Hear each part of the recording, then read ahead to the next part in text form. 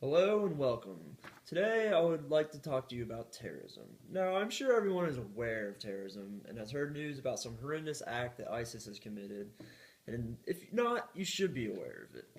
Audrey Cronin, author of ISIS is Not a Terrorist Group, argues that ISIS is much worse than any normal terrorist group.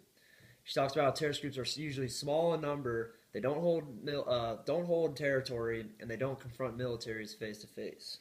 However, ISIS has some 30,000 members, is growing, they confront military, and they hold land.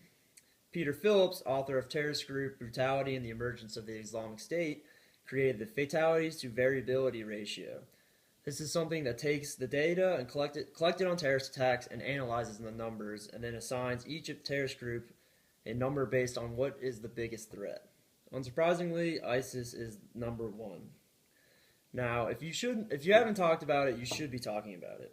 Through my research, I was looking at the demographics of 18 to 25 and over 50, and I've found that there was a lot of similarities, but the main difference was the 50-year-olds would talk about what was happening, and the younger group would talk about why it's happening.